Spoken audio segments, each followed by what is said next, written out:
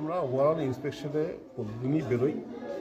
আজকে এদিকে এসছি, এদিকে আমরা দিনাটা ইন্টার্নশিপ একটা স্কুলে গিয়েছিলাম, এখানে ঢুকলাম, আবার আমরা ওয়েতে যেগুলো স্কুল পাবো সবগুলোই ঢুকি।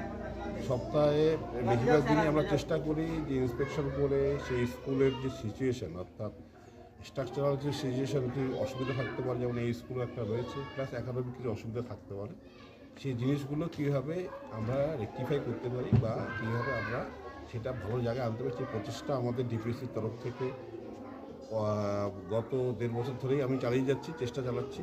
এবং সেই চেষ্টারই আজকে সেই চেষ্টা যে চলছে তার একটা যে প্রতিদিন যেটা কর্মসূচি, সেরকমই আজকে একটা নর্মাল কর্মসূচি এখানে আসা।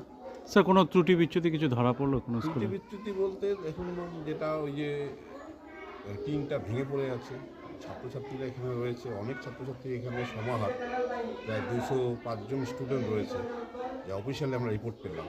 কিন্তু সেই স্টুডেন্টরা যদি বাই চান্স ওখানে যায়, সেটা ভেঙে পড়লে পরে একটা ক্যালামিটি তৈরি হতে পারে, যার জন্য এটা অ্যালার্মিং একটা জিনিস যে ওইভাবে একটা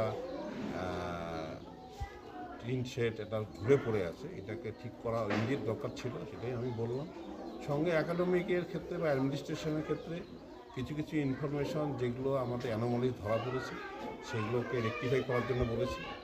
সেই অ্যানোমালিসগুলো যেন ভবিষ্যতে না হয় ওনারাও সেটা স্বীকার করলেন।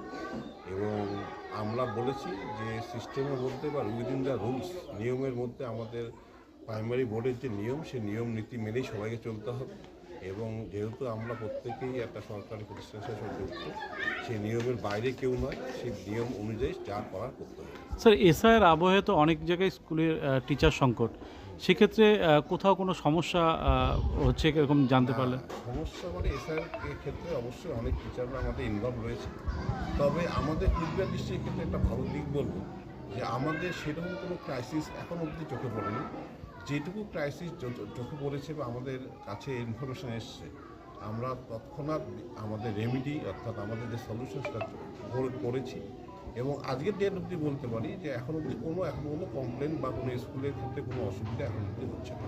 স্যার, পড়াশোনা নিয়ে কোনো সমস্যা তৈরি হচ্ছে? পড়াশোনা নিয়ে সমস্যা মানে অবশ্যই একটা, এবং এসআইয়ের ক্ষেত্রে যে টিচাররা রয়েছেন, যা ওনারা প্রচেষ্টা চালাচ্ছেন, বিএলও ডিউটি যেমন করছেন, স্কুলও করছেন। এই স্কুলে একজন টিচার বিএলও ডিউটি আছে, উনিও স্কুলে এসেছিলেন, উনি এখনও আছেন, এরপরে উনি বিএলও ডিউটি করবেন, ওনাকে ধন্যবাদ জানাই। এরকমই আমাদের যারা টিচাররা রয়েছে, টিচাররা খুবই সুন্দরভাবে কাজ করছে, বিএলও ডিউটির সঙ্গে সঙ্গে স্কুলকেও পরিষেবা দেওয়ার প্রচেষ্টা তারা চালিয়ে যাচ্ছে।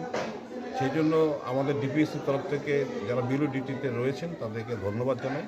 এবং স্কুলের পঠন পাঠনের ক্ষেত্রে যেটুকু খামতি রয়েছে, অন্যান্য যারা টিচার রয়েছেন সেইটুকু মিটিয়ে ফেলতে পারবে বলে আমার আশা রয়েছে। স্যার, এই আজকে খাটামারি এপি প্রাথমিক বিদ্যালয়ে আপনি পরিদর্শনে এসেছেন, স্কুলের ছাত্রছাত্রীরা জানাচ্ছে ক্লাসরুমের অভাব, একটা করে ক্লাসেই একটা করে কক্ষেই 2 ক্লাসের ছাত্ররা পড়াশোনা করছে। সেটাই তো আমি বললাম যে আমাদের যে ওই একটা ঘর ব্যবহারযোগ্য অবস্থায় নেই, এই ইনফরমেশনগুলো আমাদের কাছে, শুনুন আমি অত দূর থেকে এসেছি, এই ইনফরমেশনগুলো আমাদের কাছে এখনকার মিডিয়ার যুগে আমরা বাই হোয়াটসঅ্যাপে জানাতে পারি, বাই টেলিফোনও জানাতে পারি, স্যার এই অবস্থা। আমরা শুনুন ইমিডিয়েটলি হয়তো কালকেই ঘর করে দিতে পারবো না, কিন্তু আমরা সেই মেজার্সগুলো নিয়ে আমরা ইন ফিউচারে যাতে ছাত্রছাত্রীর অসুবিধা না হয় সেটা প্রচেষ্টা চালাতে পারি। বিশেষ করে এরকম 200+ স্টুডেন্ট আল্লাহ স্কুল কিন্তু আমাদের কুচবিহারে মানে খুব বেশি নেই, সুতরাং সেই স্কুলগুলোকে আমরা ফার্স্ট প্রিফারেন্স দিয়ে দেখি। কারণ যেখানে খেলাধুলার মাঠ তো সুন্দর রয়েছে, সঙ্গে সঙ্গে ক্লাসরুম এনভায়রনমেন্ট বা ক্লাসরুম যদি না থাকে, তাহলে পরে কিন্তু আসল যে জিনিস যার জন্য আমাদের এই প্রচেষ্টা, সেই প্রচেষ্টা কিন্তু বিফলে যাবে। সুতরাং সেই যে প্রচেষ্টা আমাদের রয়েছে, এই যে আমি এসেই প্রথম কথাই কিন্তু ঘরে না ঢুকে দেখেছি, ওটা যে অবস্থা রয়েছে সে ছাত্রছাত্রীকে খুব হানিকর, এবং স্টুডেন্ট যে সংখ্যা রয়েছে তাদের কিন্তু ক্লাসরুমে অপ্রতুলতা রয়েছে। তবু এখানে যে ঘরটা রয়েছে একটা গোডাউন এবং একটা ঘর ব্যবহার করছে, আমরা বলেছি যাতে এই স্টুডেন্টগুলোকে সেগ্রিগেট করে, অর্থাৎ ক্লাস ওয়াইজ যাতে বসিয়ে পড়ানো যায়, সেই কথা আমি ভার্বালি ওনাদের বললাম, এবং ওনারা বলছেন সেটা অবশ্যই আগামী দিনে করবেন। ঘরের অপূর্ণতা থাকলে পর আমাদের জানালে পর আমরা সেই অনুযায়ী নিশ্চিত। তাহলে কি এতদিন স্কুলের তরফ থেকে আপনাদেরকে জানানো হয়নি? জানানো হয়নি মা, উনি বলছেন চিঠি দিয়েছেন, আমি দেখাতে বললাম, সেই চিঠিটা হয়তো খুঁজে পাচ্ছেন না ওরা, মানে আমি চেয়ার বসার পরে চিঠি হয়তো আমরা এখনও পাইনি।